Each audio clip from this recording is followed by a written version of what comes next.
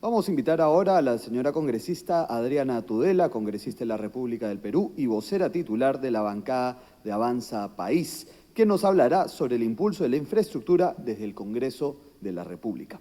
Bienvenida, congresista Tudela. Muchas gracias. ¿Qué tal? Muy buenos días a todos. Quiero empezar agradeciendo a FIN por esta invitación para compartir con ustedes un poco qué es lo que venimos trabajando desde el Congreso para promover no solamente el desarrollo de infraestructura, sino la inversión privada. Primero voy a poner un timer porque suelo pasarme con los tiempos. Y ya está. Bueno, creo que voy a enfocarme principalmente en 3 puntos, ¿no?, para hablar sobre qué se viene haciendo desde el Congreso y qué debemos seguir haciendo desde el Congreso. Primero, no quiero dejar de decir que desde Avanza País tenemos un firme compromiso con el desarrollo de la infraestructura. Desde el Congreso sabemos perfectamente bien que la infraestructura en el país es deficiente y en muchos casos incluso inexistente, y creo que la pandemia ha sido algo que nos ha hecho darnos cuenta de lo crítica que es la situación, sobre todo en materia de telecomunicaciones, ¿no? Y la falta de conectividad realmente nos generó un retraso significativo en materia de educación durante la pandemia. Y desde los primeros días de nuestra gestión en el Congreso, Avanza País ha priorizado los proyectos de ley que promuevan la infraestructura y hemos en esa línea mantenido la presidencia de la Comisión de Descentralización durante 3 legislaturas, primero bajo la presidencia de la congresista Yarrow, luego bajo la presidencia de la congresista González y actualmente con la presidencia del congresista Cavero. Y en esa línea de trabajo hemos priorizado proyectos en materia de telecomunicaciones, hemos impulsado proyectos que han extendido la aplicación de la aprobación automática para la autorización de instalación de infraestructura de telecomunicaciones y hemos implementado también el análisis de impacto regulatorio en materia de telecomunicaciones. Esta aprobación automática antes únicamente regía para el sector telecom y hoy día lo hemos extendido también para todo lo que es banda ancha. Asimismo, desde la Comisión de Descentralización hemos dictaminado y hemos logrado aprobar en el Pleno la creación de la Autoridad Nacional de Infraestructura. Esto ha sido un logro de la congresista Diana González, que realmente tuvo un enfoque muy técnico y profesional respecto a esta propuesta. Finalmente hemos logrado aprobar algo que no fue exactamente lo que fue planteado desde el Ejecutivo, sino que hemos introducido algunas mejoras. Esta autoridad lo que va a hacer es ejecutar, supervisar y planificar la ejecución de obras que superen los 200 millones de soles, y la tarea que tenemos pendiente desde la Comisión de Descentralización es fiscalizar el funcionamiento de esta nueva institución. En segundo lugar, desde el Congreso tenemos clarísimo que el trabajo que hagamos tiene que estar enfocado en generar un ecosistema simplificado y racional para el despliegue de infraestructura. Las municipalidades, que finalmente son las que terminan siendo la última instancia de entrega de autorizaciones, sobre todo las distritales, suelen ser el último filtro para obtener estos permisos requeridos para el despliegue de infraestructura, ¿no? Y muchas veces se genera un embudo ahí. Y por eso es importante que estas entidades puedan operar dentro del marco de las leyes sectoriales. Sin embargo, estas entidades suelen ser las que más barreras burocráticas imponen para el despliegue de infraestructura y terminan finalmente perjudicando al ciudadano. Estas barreras son de todo tipo, ¿no? Puede ser prohibir instalar antenas, por ejemplo, ¿no?, por miedo a efectos que muchas veces incluso son ficticios, silencios negativos que no están justificados en la ley, emisión de ordenanzas o regulaciones que pasan por encima de lo que está establecido en la ley, cobros que no se justifican, que no están justificados en el costo de los trámites de autorización. Incluso se proponen muchas veces regulaciones que van en contra de fallos emitidos por el TC, ¿no? De hecho, En el marco de la delegación de facultades, el Ministerio de Transportes y Comunicaciones estaba planteando nuevamente obligar, por ejemplo, a que los taxis estén pintados de amarillo, cuando eso hace 10 años que ya ha sido declarado como una barrera burocrática por el Indecopi. Entonces, este es un problema grande. Finalmente, los gobiernos locales, sobre todo, y los gobiernos regionales, emiten una cantidad enorme de regulaciones. Y pensando en este problema, también desde el Congreso, particularmente desde la Comisión Especial encargada del ordenamiento legislativo, que es una comisión especial que tengo el honor de presidir, estamos llevando a cabo una serie de cursos especializados en calidad regulatoria, dirigidos justamente a funcionarios de gobiernos regionales y locales, para que puedan aplicar las herramientas del análisis regulatorio y de la calidad regulatoria a las ordenanzas y las demás regulaciones que puedan emitir, porque finalmente el Ejecutivo, los gobiernos locales y los gobiernos regionales son los principales reguladores del país. Uno podría pensar equivocadamente que es el Congreso, a pesar de que cada vez sacamos más leyes, muchas de ellas declarativas, sin mayor reflexión y sin mayor criterio, pero lo cierto es que el grueso de la regulación del país es emitida por los gobiernos locales y por los gobiernos regionales. Otro problema que enfrentamos es que a veces el Indecopi inaplica una barrera ilegal o una barrera irracional y las municipalidades no hacen caso de estas decisiones que se toman desde el Indecopi. Y aquí es el rol del Indecopi poder fiscalizar el cumplimiento efectivo de las resoluciones que éste emite. Finalmente, de nada nos sirve hacer leyes y emitir regulaciones si la entidad municipal va a ignorar lo que se decida. Y es por eso que desde mi despacho planteo un proyecto de ley que hoy día ya es ley, que busca fortalecer la ley antibarreras, fortalecer el rol que tiene el Indecopi para fiscalizar el cumplimiento de sus resoluciones. Y lo que propuse en este proyecto de ley, que hoy día ya ha sido aprobado, es reconocer la existencia de barreras burocráticas indirectas, es decir, antes solamente quien estaba directamente afectado por una barrera burocrática podía denunciarla ante Indecopi. Hoy en día esto ya no es así. También quienes se ven indirectamente afectados por las barreras que pueda emitir cualquier nivel de gobierno puede denunciarla ante Indecopi, es decir, antes solamente, un productor podía denunciar una barrera. Hoy en día, si alguien se dedica a transportar determinado producto o es proveedor de determinado producto, también puede recurrir a Indecopi. Hemos también establecido la gratuidad de las denuncias informativas, es decir, cualquier ciudadano puede presentar una denuncia informativa respecto a algo que pueda considerar una barrera burocrática, y hemos establecido plazos para que Indecopi necesariamente pueda pronunciarse sobre esto y iniciar, si es el caso, una investigación de oficio.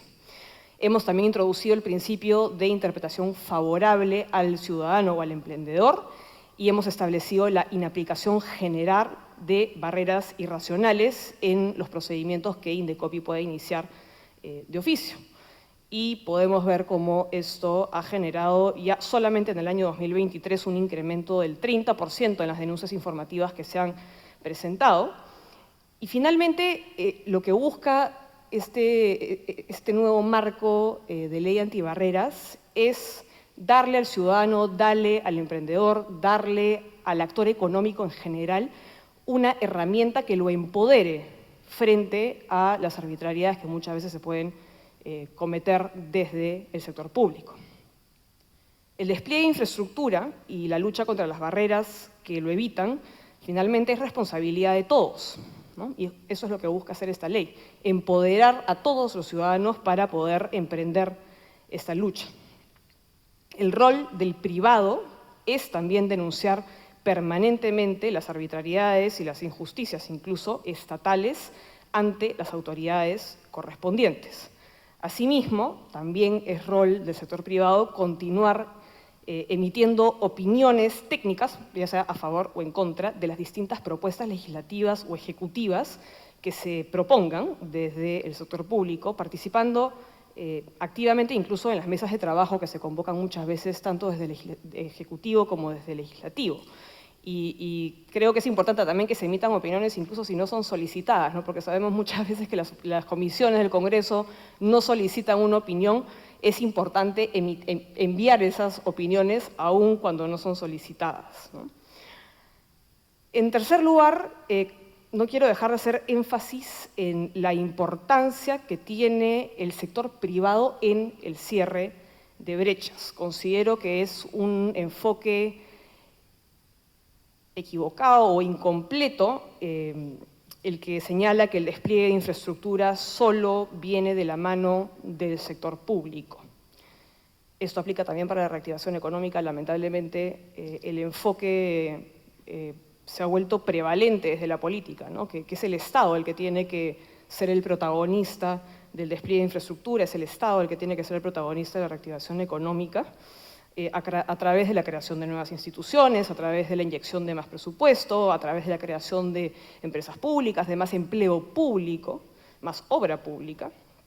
Y finalmente todo esto puede servir como un impulso complementario, pero de ninguna manera puede reemplazar a la inversión privada, que es el principal motor de nuestra economía y de nuestra sociedad. Entonces, en esa línea tenemos que ir reduciendo al mínimo, creo yo, la infraestructura de servicios públicos ofrecidos por el Estado, salvo, por supuesto, en aquellos casos estrictamente necesarios, donde no exista oferta privada que pueda suplir una demanda específica. Pero además hay que verificar que esta falta de oferta no se deba a la inseguridad jurídica que muchas veces es generada desde el propio Estado. Esto quiere decir que hay que respetar de verdad el principio de subsidiariedad que está contemplado en nuestra Constitución y que finalmente ha sido fundamental para generar el desarrollo que hemos visto en las últimas décadas. Por otro lado, quiero también enfocarme en las empresas públicas que muchas veces generan incentivos perversos para copar los sectores en los cuales éstas se desenvuelven. Y esto finalmente termina evitando la competencia por medios desleales, como por ejemplo la creación de mayores barreras de entrada a determinado sector. Incluso cuando la oferta privada puede abrirse paso, mientras compita con la empresa pública, van a haber criterios diferenciadores, como es el nulo riesgo que tiene el Estado a la hora de crear una empresa pública versus el riesgo en el cual incurre el privado. Finalmente, creo yo, y siempre lo digo, no existe realmente competencia entre la empresa pública y la empresa privada, porque la empresa pública tiene recursos casi infinitos para seguir inyectando, a pesar de que la empresa pueda estar quebrada o ofrezca servicios o productos de pésima calidad. Es importante señalar también que tantos los monopolios legales que están prohibidos, como la discriminación entre empresas estatales y privadas, se encuentra limitada por la Constitución y por el Decreto Legislativo de Promoción de la Inversión Privada. Sin embargo, como ya mencioné, una cosa finalmente es lo que dice la norma y otra muy diferente es lo que sucede en la realidad, porque a la fecha existen monopolios estatales legales o virtualmente legales, como es el caso de Sedapal, ¿no? En el sector de agua en Lima, en el caso de la red dorsal de fibra óptica, las empresas municipales, muchas de las cuales ni siquiera cuentan con un respaldo legal para existir. Y de igual forma, hace poco, por ejemplo, en el Congreso, detectamos la aprobación de una ley que en el fondo hubiese permitido crear oferta aérea comercial estatal en zonas que cuenten con infraestructura aeroportuaria y que además evidencien un alto potencial económico. Y esto nos demuestra que existe muchísimo desconocimiento sobre los alcances del principio de subsidiariedad en una economía social de mercado, incluso dentro de las áreas técnicas de las distintas instituciones, incluyendo el Congreso de la República, y por eso creo que es tarea de todos estar muy atentos respecto a este tema. Así que, ya para terminar, con el objetivo de promover la inversión privada en el despliegue de infraestructura y poder limitar cada vez más la intervención estatal. En este momento yo me encuentro evaluando y desarrollando las siguientes propuestas que creo van a contribuir a esta causa. En primer lugar, crear un sistema de supervisión ex post de la eficacia y eficiencia de las empresas estatales creadas por ley, con el fin de evaluar si su justificación y necesidad pública carece de sustento en el contexto actual. Muchas veces desde el Congreso se cree que la necesidad pública es, si a mí me parece necesario, y eso no es así, ¿no? Lo que es necesidad pública, el principio de subsidiariedad está desarrollado a nivel jurisprudencial, pero es necesario que se le dé un desarrollo, creo yo, un poco más en blanco y negro, que quede más claro exactamente qué significa de necesidad pública. Y por eso es necesario regular y establecer límites claros al funcionamiento interno también de las empresas estatales. Estas, ya hemos mencionado, no funcionan igual que las empresas privadas, no tienen los mismos incentivos, sobre todo por el factor político que está presente en ellas, así que es necesario que tengan mayores candados para evitar malgastar el dinero del contribuyente. Por ejemplo, y esto es un tema que ha estado, digamos, presente en el debate en las últimas semanas, es absolutamente necesario limitar aquellos convenios colectivos que establezcan la posibilidad de heredar puestos, como es el caso de SEDAPAL, como si las empresas públicas fueran microsistemas monárquicos, y esto, digamos, es no solamente ridículo, sino absolutamente ineficiente. También debemos revisar, esto bueno, ya lo señalé, reevaluar cuáles son los criterios técnicos mediante los cuales el Congreso determina si algo es o no es de necesidad pública, con la finalidad de crear empresas estatales. Esto, creo yo, no puede seguir siendo regulado únicamente a nivel jurisprudencial, sino que, creo, necesitamos una ley que desarrolle de manera clara el concepto, con la necesidad de no tener que estar yéndonos al Tribunal Constitucional constantemente cada vez que hay una norma que vulnere este principio.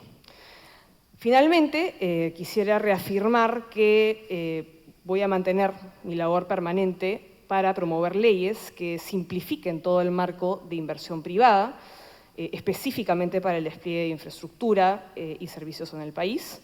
Junto con mi bancada hemos, creo yo, logrado cambios importantes, pero evidentemente aún tenemos un larguísimo camino por recorrer para lograr tener un ecosistema que sea predecible, que sea célere, que sea simple y que logre promover un sector privado que quiere invertir en la promoción de servicios públicos para todos los peruanos. Muchísimas gracias.